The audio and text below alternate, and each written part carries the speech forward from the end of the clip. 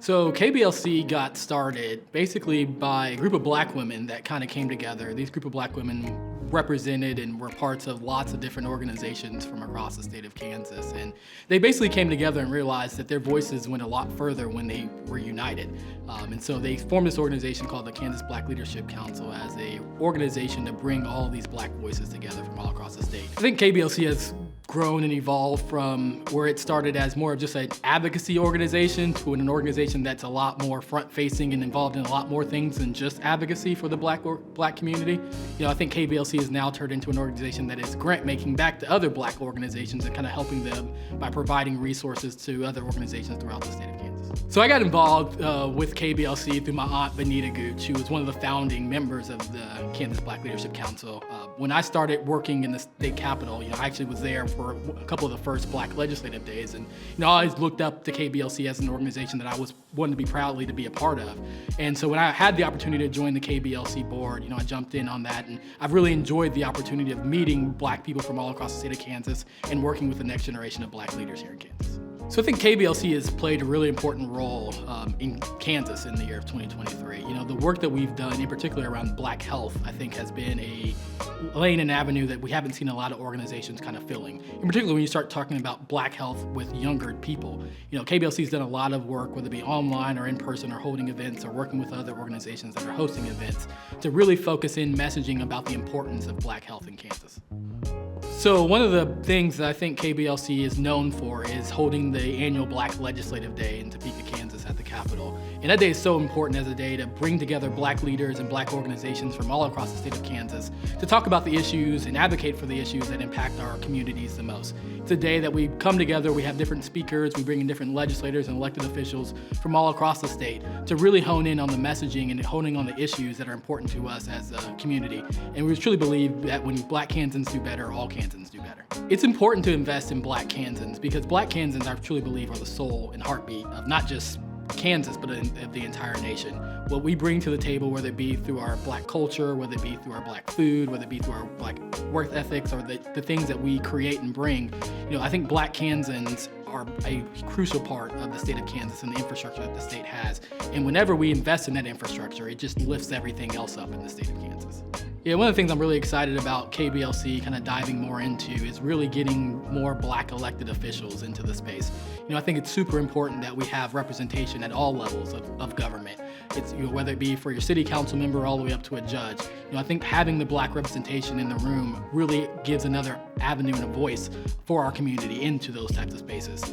Getting people to realize that your city council member or your judge or your school board member is just as important, and voting in those elections are just as important. And it's been great to see KBLC to be able to get involved and do what we can to push people out to vote in those elections.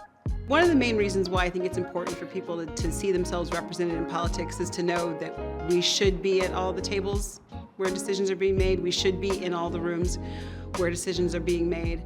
I can speak for myself knowing when I first got into politics, I remember when I was running for office, to see a webinar where there were 3 black women who were working in government, who had worked in politics. It was very impactful for me to say, oh, there are people out there who look like me, right? Just to even know that these women existed working in politics. It was helpful for me to feel more comfortable with what I was doing, to know that I wouldn't be a complete unicorn when I walked in, and it's encouraging. And I know that type of encouragement is helpful for other people to know that they won't be alone. Decisions are being made by people who don't look like us, who don't think about what's important for us. And I sort of have come to this conclusion that it may not be the best use of my time to be upset at a group of people who don't necessarily think like I do, because why should they think like I do?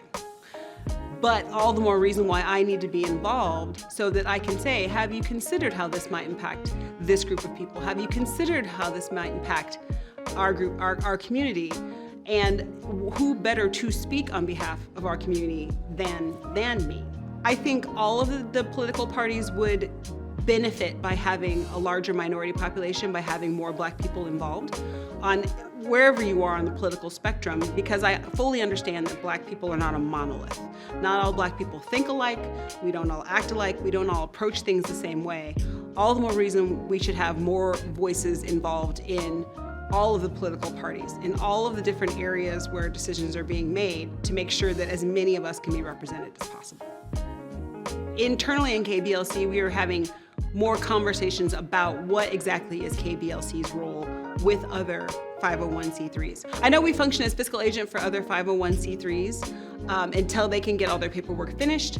I think there's definitely a role for KBLC to support other 501c3s, Black-led organizations, to help them be successful in the space that they are operating in.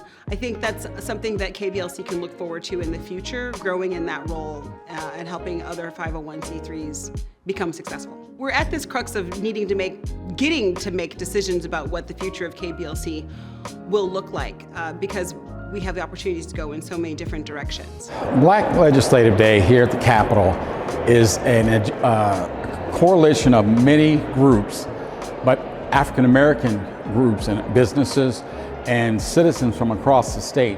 It's a message that we need to pay attention to what's happening to us under the dome, under the Capitol of Topeka, Kansas.